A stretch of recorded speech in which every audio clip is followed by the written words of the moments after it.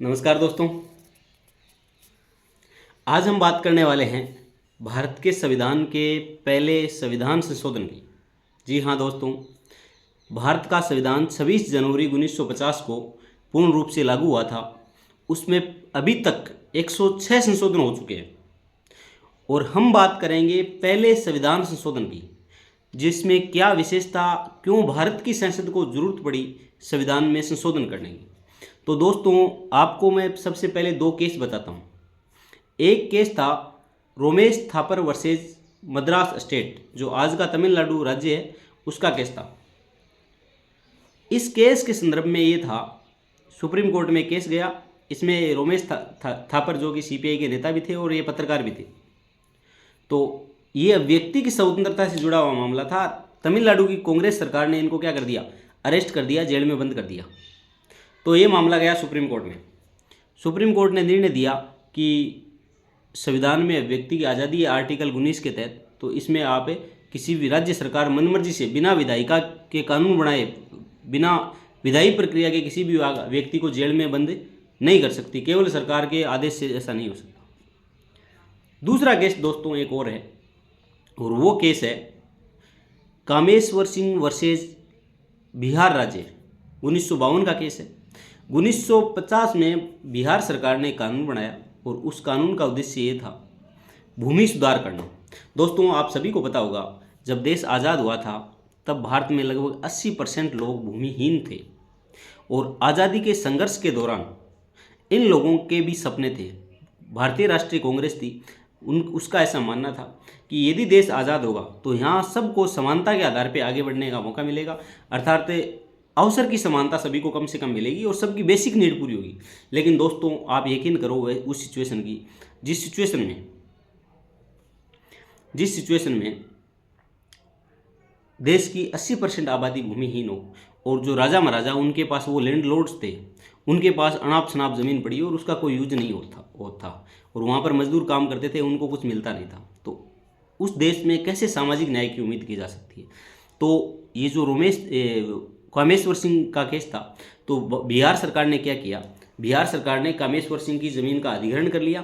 इससे वो कामेश्वर सिंह संविधान के अनुच्छेद 31 में जो संपत्ति का संरक्षण था, संपत्ति का अधिकार मौलिक अधिकारों में शामिल था, उस मौलिक अधिकार को आधार बना के कामेश्वर सिंह जी कहाँ चले गए, वो सुप्रीम कोर्ट चले गए। सुप्रीम कोर्ट गए, सुप्रीम कोर्ट ने आपको बताया होगा क्या किया होगा। सुप्रीम कोर्ट संविधान का संरक्षक है, भारतीय संविधान के संरक्षक या फिर संरक्षक के रूप में कौन है, गार्जियन ऑफ इंडियन कॉन्स्टिट्यूशन। ये सुप्रीम कोर्ट को बना गया कि सरकारें यदि सुप्रीम कोर्ट का संविधान का उल्लंघन करती है तो उस सिचुएशन में संविधान की रक्षा कौन करेगा, भारत का सुप्रीम कोर्ट करेगा। तो सुप्रीम कोर्ट ने बिहार सरकार के उस कानून को रद्द कर दिया और कामेश्वर सिंह जी का पक्ष लेते हुए कहा कि ये कानून बिल्कुल ही अनुचित है, क्योंकि इसमें संविधान में मौलिक अधिकार दिया गया है, संपत्ति का अधिकार, और ये कानून संपत्ति के अधिकार का क्या कर रहा है, उल्लंघन कर रहा है। ऐसी स्थिति में कोई भी सरकार किसी भी कानून के माध्यम से किसी भी व्यक्ति की संपत्ति नहीं छीन सकती है। तब अपनी केंद्र सरकार को लगा, तब भारत सरकार को लगा, देश के 40 करोड़ 50 करोड़ आबादी से किया गया वादा कि सभी को समानता दी जाएगी, सभी को समान अवसर दिए जाएंगे, सभी को आगे बढ़ने का मौका दिया जाएगा, क्या होगा सामाजिक न्याय का। तब भारत की संविधान में पहला संशोधन किया। और दोस्तों, एक बात और है, जो संविधान में पहला संशोधन किया गया था, वो पहला संशोधन भारत की अंतरिम संसद के द्वारा किया गया था। अर्थात उस टाइम भारत की संसद का सदन एक ही था। जो संविधान सभा थी उसका काम पूरा होने के बाद में वही क्या अंतरिम संसद के रूप में क्या हुई थी, काम करने लगी थी। तो एक सदन के द्वारा वो संशोधन पारित किया गया। उस संशोधन के माध्यम से संविधान के किस किस हिस्से में चेंजेस आए थे, ये सबसे बड़ी बात है। तो दोस्तों, मैं आपकी जानकारी के लिए बता दूं, संविधान का अनुच्छेद 19, संविधान का अनुच्छेद 15, संविधान का अनुच्छेद 31 ए और बी ये जोड़े गए थे। अर्थात संविधान के काफ़ी जगह इसमें चेंजेस आए थे। एक व्यापार से जुड़ा हुआ मामला भी था, तो उसमें भी चेंजेस आए थे। 304 वगैरह का जो अनुच्छेद है उसमें अंतर्राज्यीय व्यापार से जुड़ा हुआ मामला था। तो काफ़ी जगह संविधान में चेंजेस किए गए थे। लेकिन हमें इस बारे में केवल मोटा मोटी अनुच्छेद 19, 31 और 15 के बारे में जानकारी करनी है। सबसे पहले 15 में जो रोमेश थापर वाला केस था, उससे सीख लेके सरकार ने क्या जोड़ा कि यदि केंद्र सरकार कुछ कंट्रोल नहीं कर पाई तो देश में जो विखंडनकारी शक्तियाँ हैं वो बढ़ती रहेगी। और ऐसी सिचुएशन में आज़ाद एक अभी अभी शैशवावस्था में एक उभर रहा है देश, आज़ाद हुआ है, तो उसकी विकास प्रक्रिया रुक जाएगी। इसलिए संविधान में 19 में संशोधन किया गया और उसमें जोड़ा गया कि सार्वजनिक व्यवस्था, विदेशों के साथ मैत्रीपूर्ण संबंध या फिर अपराध को उकसावा देने वाले ऐसे कोई भी व्यक्ति जिससे ये चीज़ें, इन चीज़ों पे संकट आता हो, सार्वजनिक व्यवस्था खराब होती हो, किसी जो विदेशी राष्ट्रों के साथ भारत के अच्छे संबंध है वो संबंध खराब होते हों, या फिर अपराध को बढ़ावा मिलता हो, ऐसी व्यक्ति पे भारत की सरकार है वो युक्ति युक्त प्रतिबंध लगा सकती है। तो ये 3 चीज़ें जोड़ी गई आर्टिकल 19 में।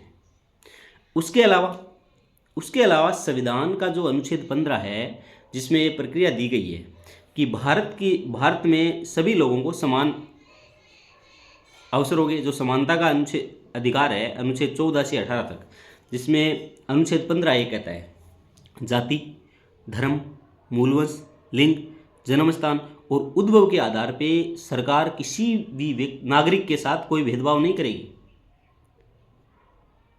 लेकिन इस आर्टिकल में, आर्टिकल 15 में 15(4) जोड़ा गया और इसमें प्रावधान किया गया कि जो सामाजिक और आर्थिक दृष्टि से पिछड़े वर्ग हैं, अर्थात SC ST है, अनुसूचित जाति अनुसूचित जनजाति जैसे वर्ग हैं, उन वर्गों को विशेष संरक्षण देने के लिए सरकार क्या बना सकती है, कानून बना सकती है।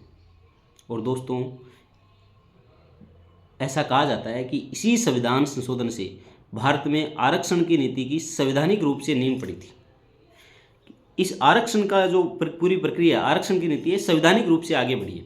अब कई बार दोस्त बात करते हैं कई कि भारत के संविधान में तो आरक्षण मात्र 10 साल के लिए दिया गया था। दोस्तों 10 साल के लिए दिया गया था, लेकिन वो शिक्षा में और नौकरियों में आरक्षण है, ये 10 साल के लिए नहीं दिया गया था। शिक्षा में आरक्षण और नौकरियों में आरक्षण संविधान का जो पहला संशोधन है उसके माध्यम से प्रक्रिया की गई थी। आर्टिकल 15 और 16 में चीज़ें जोड़ के, जो अनुच्छेद 15 है उसके तहत SC ST OBC और विभिन्न वर्गों को, EWS को जो आर्टिकल 15 है वो 15(4), 15(5), 15(6) इनके माध्यम से शिक्षा में आरक्षण दिया गया है, शैक्षणिक आरक्षण की व्यवस्था की गई है। और आर्टिकल जो 16 है, 16(4), 16(5), 16(6), 16(4)A, 16(4)B, इसके तहत SC ST OBC और EWS को नौकरियों में आरक्षण दिया गया है। तो ये बात समझने की जरूरत है। और जब संविधान लागू हुआ था उस टाइम जो आरक्षण दिया गया था, आप बात करते हो राजनीतिक आरक्षण की, और संविधान में जो राजनीतिक आरक्षण था विधायिका और विधानमंडल में, लोकसभा और राज्य विधानसभाओं में आरक्षण दिया गया था, SC ST को आरक्षण दिया गया था, एंग्लो इंडियन को आरक्षण दिया गया था, वो 10 साल के लिए दिया गया था। और उसमें हमारी संसद ने विभिन्न समय में अलग अलग संशोधन करके उसको 10-10 साल के लिए आगे बढ़ा दिया। अभी 2020 में 104वां संशोधन किया था और 104वें संशोधन के माध्यम से क्या किया, उसको 10 साल के लिए और आगे बढ़ा दिया।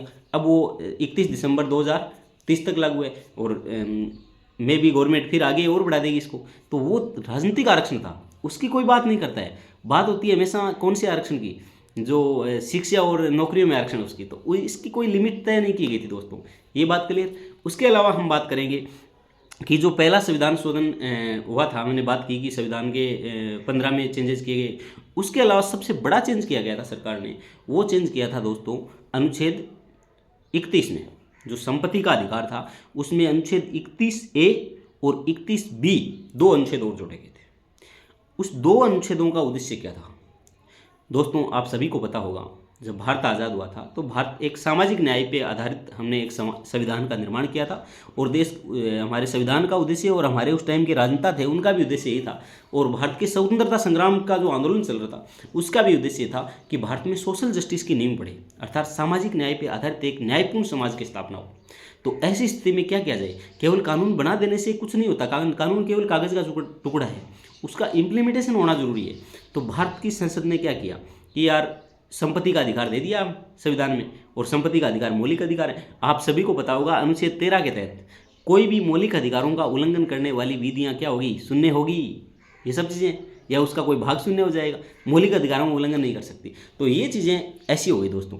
उसके बाद में क्या हुआ, हमारी संसद ने विभिन्न, जैसे आपने देखा होगा बिहार का केस भी देखा था, अलग अलग राज्यों के केस आए थे, उसमें राजा महाराजाओं की जो जमींदारी व्यवस्था थी उसका उन्मूलन करना था, ताकि आम गरीब है जो किसान है उसको क्या मिल जाए, ज़मीन मिल जाए।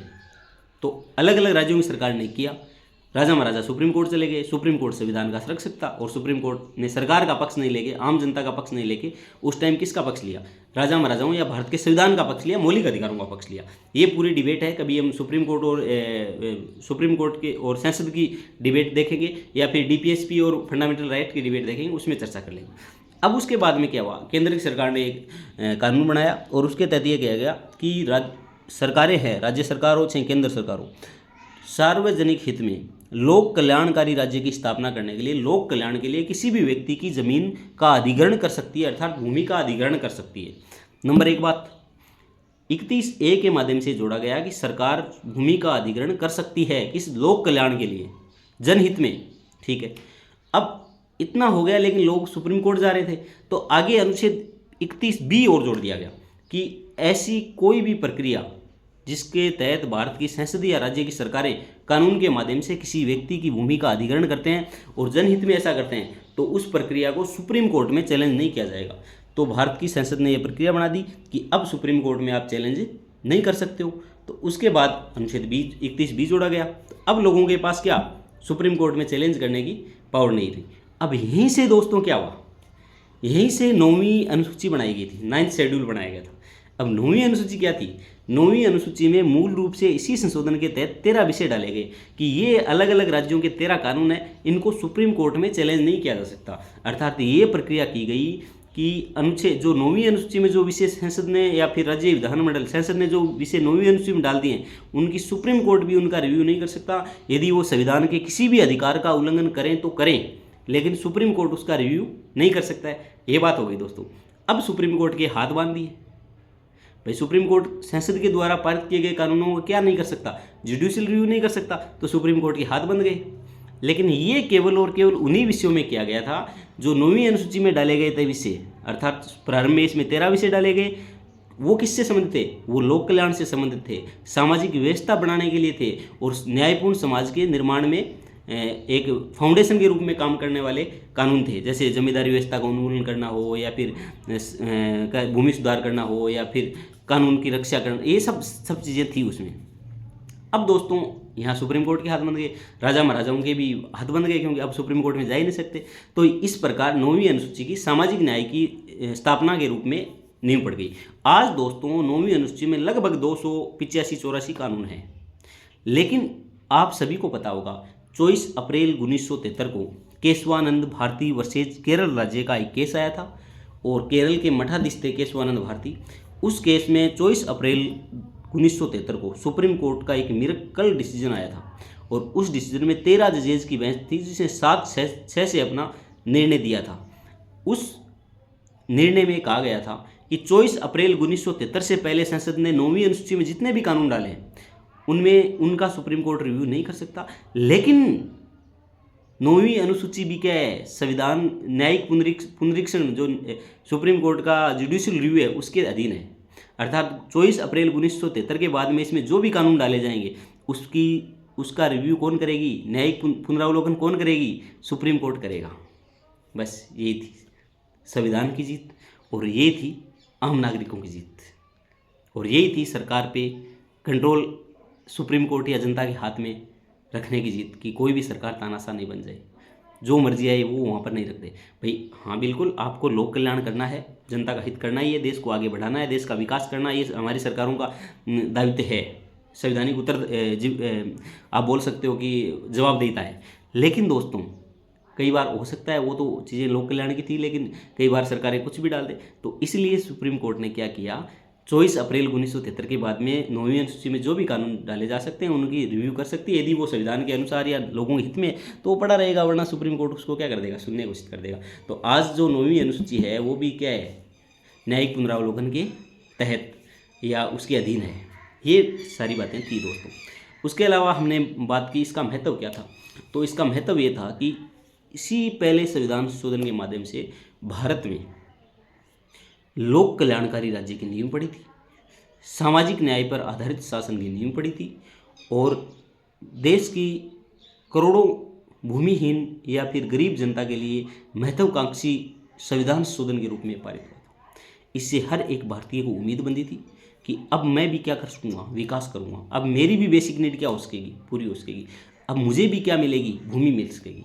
तो ये था दोस्तों भारत के संविधान का पहला संविधान संशोधन, जो कि भारत की अंतरिम संसद के द्वारा पारित किया गया था और भारत के पहले प्रधानमंत्री जी के नेतृत्व में ये कानून पारित हुआ था। इससे भारत में जमींदारी व्यवस्था और भूमि सुधार, जमींदारी व्यवस्था का उन्मूलन हुआ, भूमि सुधार हुआ, हदबंदी चकबंदी जैसे इसी के तहत कोई व्यवस्था वो भी की गई थी कि हद से हद इतनी ज़मीन रख सकते हो, चकबंदी वगैरह ये सारी सिस्टम किया गया था। तो ये था दोस्तों संविधान का पहला अनुच्छेद, संविधान संशोधन, जो कि 1951 में भारत की संसद ने किया था। अब यदि आपकी इच्छा हो कि सर संविधान के विभिन्न संशोधन हैं जो मेजर रोल रखते हैं आज कंपटीशन एग्जाम में या फिर संविधान की जानकारी में, तो उन पे चर्चा की जाए। दोस्तों आप मुझे जिस संविधान संशोधन के बारे में आपको जानकारी चाहिए वो आप कमेंट करना, मैं ज़रूर ट्राई करूँगा उसके बारे में आप चर्चा करना। ठीक है दोस्तों, धन्यवाद दोस्तों, ओके।